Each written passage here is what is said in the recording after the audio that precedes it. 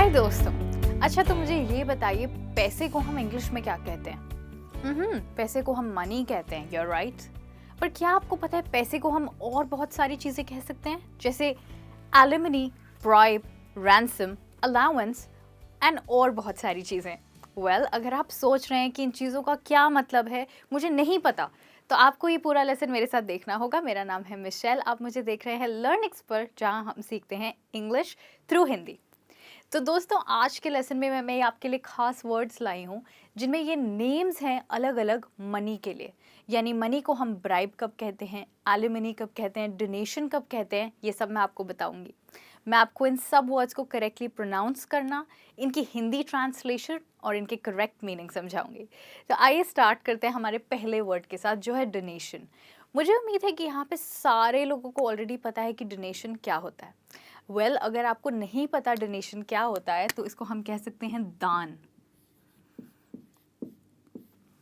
जैसे आप किसी मंदिर में अगर पैसे दें तो उसको हम कहते हैं डोनेशन, या फिर अगर आप किसी एनजीओ में पैसे दें उसको भी हम कहते हैं डोनेशन, या फिर किसी की मदद करने के लिए, पुअर पीपल की मदद करने के लिए, या किसी और कॉज के लिए अगर आप पैसे देते हैं और जिसमें आप कोई रिटर्न एक्सपेक्ट नहीं कर रहे हैं कि आपको वापस कुछ मिलेगा, अगर आपने पैसे दिए आपको वो कुछ देंगे, ऐसी आपको कोई उम्मीद नहीं है, तो उसको हम कहते हैं दान, जिसे हम ऑल्सो बोलते हैं डोनेशन। डोनेशन वर्ड में जो आपका स्ट्रेस है वो ए पे रहेगा, आप कहेंगे डोनेशन।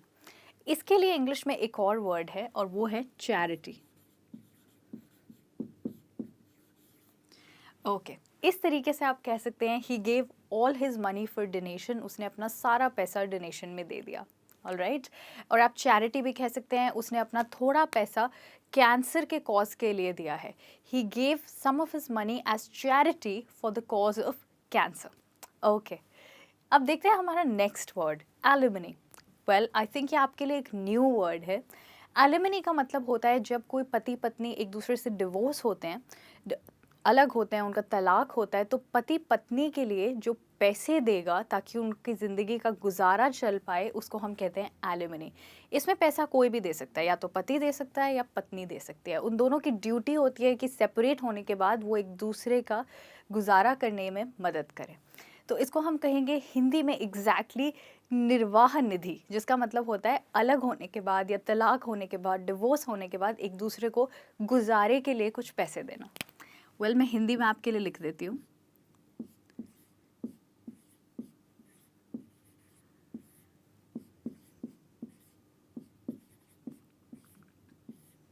तो ये है आपके लिए निर्वाह निधि।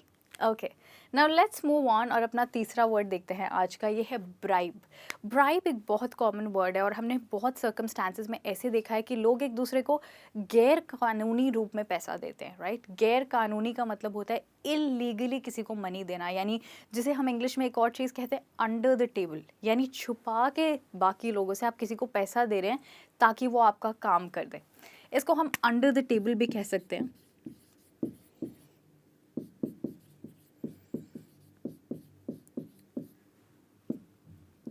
हिंदी में इसको कहेंगे रिश्वत। ओके, और सेंटेंस में आप कह सकते हैं उसने मुझसे अपना काम करवाने के लिए रिश्वत मांगी। He asked me for a bribe to do my work, या फिर he asked me for money under the table to get my work done. Okay, इस तरीके से आप ब्राइब को और अंडर द टेबल मनी, जो कि रिश्वत है, इसको यूज़ कर सकते हैं। ओके, अब देखते हैं हमारा नेक्स्ट फॉर्म ऑफ मनी क्या है। आई थिंक इसने काफ़ी लोगों को परेशान भी किया है, क्योंकि हमें रेगुलर अपनी टैक्स देना होता है और ये भी ज़रूरी है कि हम अपने टैक्स को रेगुलरली दें, मिस ना करें। तो ये है टैक्स। टैक्स हम सबको ऑलरेडी पता है क्या होता है। हिंदी में इसको मोर एग्जैक्टली चुंगी देना भी कहते हैं। Alright, so this is tax for you. जैसे कि हम हर साल अपना इनकम टैक्स देते हैं, यानी हम जो भी कमाते हैं उसका कुछ परसेंटेज, एक हिस्सा हम गवर्नमेंट को देते हैं ताकि वो हमारे देश को आगे बढ़ाने में वो पैसा इस्तेमाल हो पाए। Okay, now let's look at our next word, जो है रैंसम। ये वर्ड है, ये तब यूज़ होता है जब हम किसी की रिहाई के लिए पैसा देते हैं। अब रिहाई तो हम किसी की तभी कराएंगे ना जब कोई कैद है। यस, तो अगर किसी व्यक्ति को किसी ने कैद कर लिया है, यानी किडनैप कर लिया है, उनको बचाने के लिए आप कहेंगे रैंसम, यानी रिहाई के लिए पैसे देना।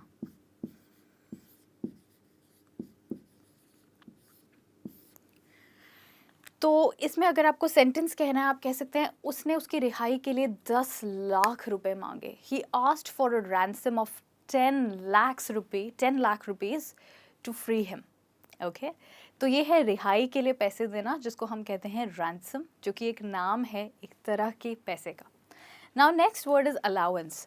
अलाउंस का मतलब होता है पॉकेट मनी। जैसे कि आप छोटे बच्चों को पैसे देते हैं एक सर्टेन लिमिट तक, ताकि वो उस पैसे को यूज़ कर पाए, और वो यूजुअली एक स्मॉल अमाउंट होता है, यानी कि किस बच्चे को कितने पैसे यूज़ करने की अनुमति है पर मंथ, उसको हम कहते हैं अलाउंस और पॉकेट मनी।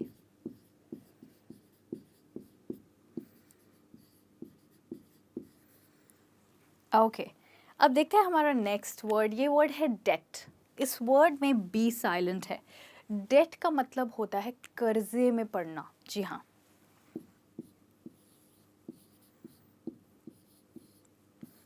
तो अगर आप किसी कर्जे में पड़ गए, आप कह सकते हैं I am in a huge debt. मैं एक बहुत बड़े कर्जे में गिर गया हूँ, बहुत बड़े कर्जे में पड़ गया हूँ। या फिर आप कह सकते हैं मुझे समझ नहीं आ रहा मैं अपना कर्जा कैसे चुकाऊँ। I don't know how to pay off my date.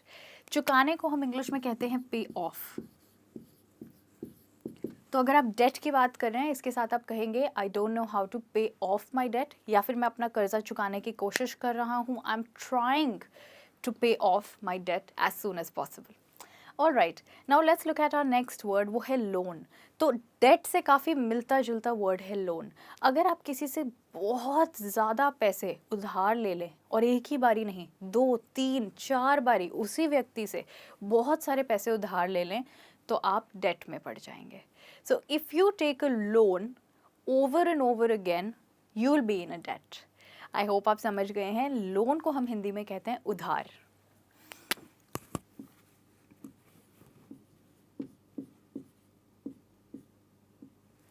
इसी के साथ हम अपना नेक्स्ट वर्ड देखते हैं, जो है वेज।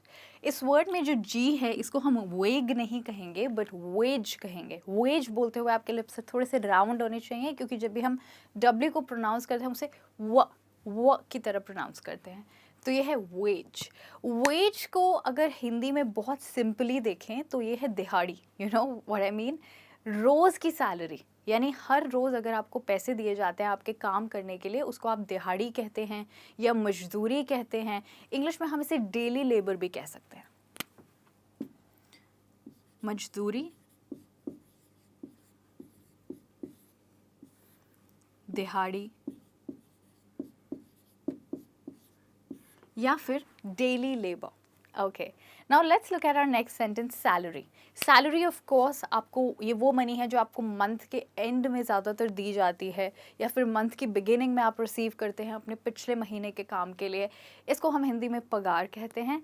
इसको सैलरी नहीं कहते, क्योंकि मैंने कुछ लोगों को सुना है वो सैलरी बोलते हैं, बट इसकी एक्चुअल प्रोनाउंसिएशन है सैलरी। सैलरी, इसको हम कहेंगे पगार इन हिंदी। एंड इसी से काफ़ी मिलता जुलता हमारा अगला वर्ड है इंसेंटिव। इंसेंटिव का मतलब होता है बोनस। जब आप बहुत अच्छा काम करते हैं और आपके बॉस आपको प्रोत्साहित, यानी आपको इनकरेज करने के लिए एक्स्ट्रा पैसे देते हैं महीने के एंड में, उसको हम कहते हैं इंसेंटिव। या फिर अगर आपने किसी महीने ओवर टाइम किया, एक्स्ट्रा टाइम किया, या फिर ज़्यादा सेल करी, तो हो सकता है आपके बॉस आपको उसका कुछ शेयर दें, उसको आप कह सकते हैं इंसेंटिव या बोनस।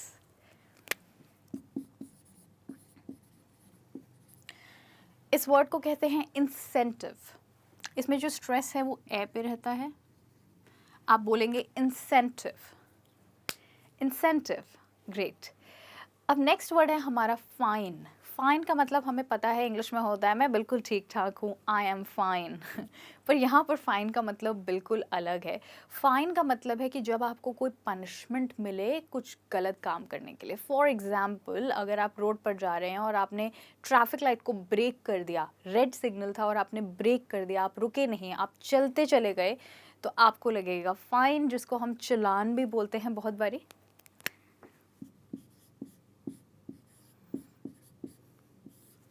तो आप कह सकते हैं today I paid a fine for 500 rupees for breaking the traffic signal. आज मैंने रेड लाइट तोड़ने के लिए 500 रुपये का चालान दिया, उसको आप कह सकते हैं फ़ाइन। ओके, और हमारा नेक्स्ट वर्ड है फ़ी। फ़ी होता है जब आप मंथली पेमेंट करते हैं, जब आप किसी और को पैसे देते हैं क्योंकि उन्होंने आपके लिए काम किया, या फिर आप फ़ी कह सकते हैं किसी स्कूल में पढ़ने के लिए, या फिर कोई इंस्टीट्यूट आपने ज्वाइन किया जहाँ पे आप इंग्लिश सीख रहे हैं, उसमें आपने अपने कोर्स के लिए फ़ी दिया है, उसको हिंदी में हम बोलते हैं शुल्क।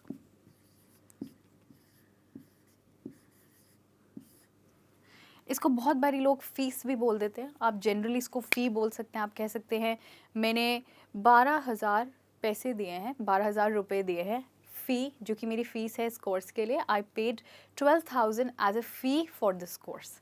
हिंदी में हम अक्सर इसे फ़ीस बोल देते हैं, जबकि आप इसे फ़ी कह सकते हैं। और हमारा लास्ट वर्ड है पेंशन। पेंशन को हिंदी में ऐसा कोई स्पेसिफिक वर्ड नहीं है, बट पेंशन आपको पता है तब दी जाती है जब आप अपनी जॉब से रिटायर हो चुके हैं और आपके ऑर्गेनाइजेशन, ज़्यादातर पब्लिक ऑर्गेनाइजेशंस यानी कि हमारी गवर्नमेंट के ऑर्गेनाइजेशंस अपने एम्प्लॉयज़ को हमेशा पेंशन देती है ताकि वो अपनी बाकी की ज़िंदगी आसानी से काट सके, उनको गुजारे के लिए कुछ पैसा दिया जाता है। तो ये है आफ्टर रिटायरमेंट।